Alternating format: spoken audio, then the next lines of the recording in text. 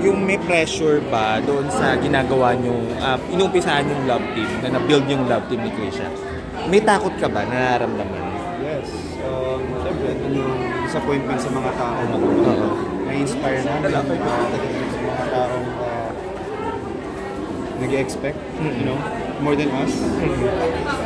Yung mga taong umaasa sa amin, alam mo yun, pagbutihan pa namin yung work namin dahil marami kami ma-abot ng mga tao, marami kami may inspire.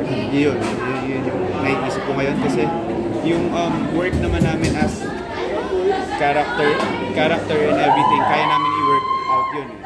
Pero yung factor na baka mamaya dumating sa point na hindi na namin maibigay yung ina-expect nila or gusto nila or masigitan pa, sobrang laking pressure ng tao. Ano gagawin mo pag gano'n yung situation? Like for example, yung pressure na from the fans na medyo bigay pa yung wala pa ako sa state na yun, pero isipin mo parang kumbaga sa iyak, syempre, nagdadrama ako. Kung magulgul ko na, gusto pa nila may hindi ko alam gagawin doon. Wala pa ako sa point na yun. Nangyari lang sa akin yung before, nag-MMK ako, sabi ko hindi ko pa kayang umiyak. Kapag hindi ko nagawa to, alis na ako. Quit na ako ng shoot ng career. Saan nagsimula yun? Saan mo nag-umpisa naramdaman yun? Saan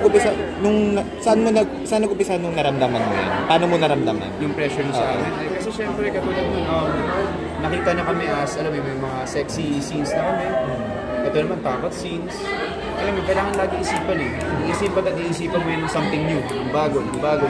Pero in the end, mauubos naman yun eh.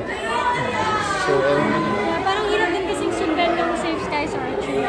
So, pero Direct Gino, tapos yung writing ni Y. So, parang solid talaga yung kwento pa lang. Tapos, kami lang yung face ng character. So, parang masterpiece siya for me. So, ang hirap talagang sundan. So, Jerome, yung anak lyrics, kasi parang pansin lang namin, parang may something sa inyo na pagka may sinabi ka, nagagalit si Chris na ganun.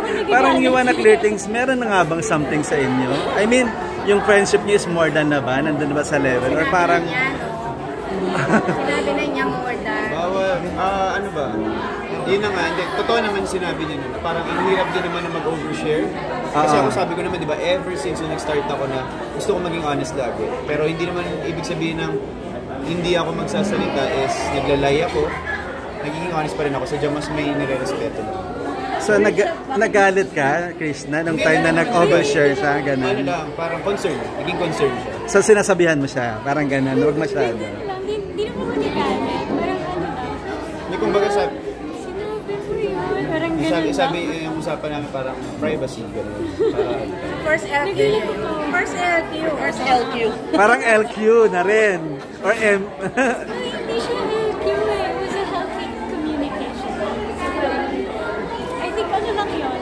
Nagiging part talaga siya ng like sa friends kapag nagkakaroon ng conflict or sa magkapatid. Pero so it's just natural lang. Hindi kami nag-awin marami. It was very healthy communication. Parang usapan nyo yun, na dapat wag lang mag-overshare para parang gano'n. Naging na. Pero kung magiging kayo ba hindi nyo itatago sa public, parang as a love team, or parang ano pa din, parang... Hindi ko alam. Kasi before, alam namin, Jerome, ikaw very vocal ka pag camera. Yun na nga, natuto na nga ako. Natuto na ako, pero... we don't know. Pinag-usapan naman namin lagi yung mga ganung bagay. Kasi syempre mahirap din yan. Kung alam, in public parang mahirap. Tatrabaho ka sa iba. Tapos kapag may issue kami, malalaman ng iba, mag-feel ng iba. Pero kapag alam mo yun, wala silang idea or whatsoever, nire-respeto nila yung privacy. At least, kung ano man yung pinagdadaanan namin, sa amin lang muna, maaambo na lang ng kung ano man yung gagawa namin. Sickness na, you wanna say something? Pag nag-game kami, we'll see. Kasi, ang hirap po talaga sa showbiz, especially like yung mga vocal na love teams na from real to real relationships. Sometimes it doesn't end good. So parang if ever man na gusto namin magkatuloy, like we want our relationship to last, like mas pipiliin ko namin na yung Hoy! Pagkasal na. Wow, may ganon. Fresh, nabanggit kanina ni Jerome na you're beginning to explore. Ano pa yung mga nasa bucket list? Nasa bucket list ko, I wanna learn how to shoot a gun. I wanna learn archery. Drive a car. I'm starting. Tinuturo mo ba, Jerome? Gusto niya pasaya na siya. Mas better daw magturo yung ano mas close sa'yo, di ba? Pagka dumating na yung kotse ko, sabi niya sa akin, oh, Ako naman ang passenger. Siya naman. Yeah. Pero do you see yourself na parang girlfriend or boyfriend material sa tagal nyo magkakilala before? I mean ngayon, kumbaga mas nakikilala niya pa isa't isa. Ano po yun? Tanong niya, sino-face ka? Hindi, di ba? Parang Do you see yung qualities sa quality, kanya pagiging boyfriend boyfriend. material in the same way kaya? Hindi kasi maalaga naman sa If I would have a boyfriend, I want someone who's caring, genuine, someone who cares for me a lot, someone I can genuinely connect with.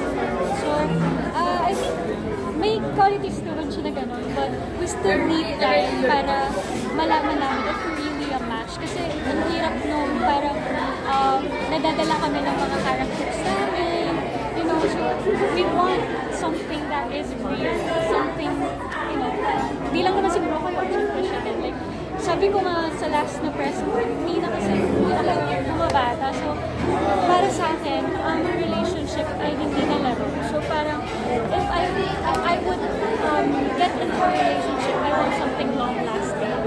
You know, parang, Hindi ka rin naman naglalaro, di ba? Hindi ka rin naman naglalaro. Gusto mo ng serious, di ba, Jerome? Ako pa nga nilaro, di ba? Ikaw, Jerome, is she a girlfriend material? Nakikita mo? Actually, hindi girlfriend. Wife material. Wow! Bakit? Emotionally, intelligent. Nag-care siya about everything. What more kapag sa tao na partner. You know, parang makikita mo sa kanya na wala siyang ibang iisipin kung hindi mapabuti lang yung araw mo. Yun yung importante. Kahit gano'n, kumbaga, kahit sabi nga nila for better, for worse, di ba? Till death was part. Kaya pala parang kasal na kamo. Parang doon na papunta. Anong comment mo doon? Wife material daw, hindi girlfriend material. Meeting, same break. Lapit na po. Comment, On your way.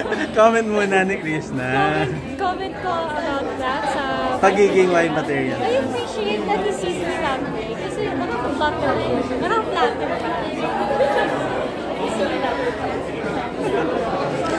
Lumalabas na ba kayo ngayon as kayong dalawa lang, hindi kasama yung Unibarkada?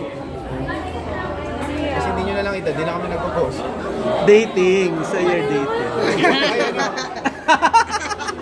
Naloloka siya sa kaanesan mo. Busy po kami sa work. Sobrang close mo. May times ba na hindi kayo okay pero kailangan nyo magpakilig? Sorry po.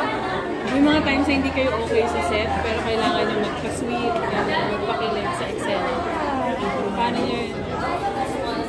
Kasi, May naayos mo na. Ay, may ganun-ganun na. Inayos naman, inayos naman. Wala pang usapan. yeah.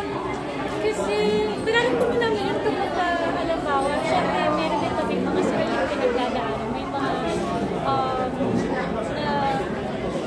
kanya-kanya kami na magdadaanan. So, parang minsan na-affect yung energy namin, gano'n.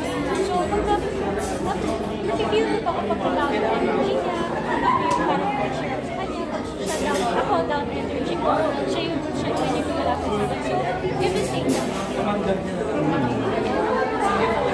Okay, thank you. Please invite them sa akin to watch. Hey guys, same break. Rayton nasa Vivo.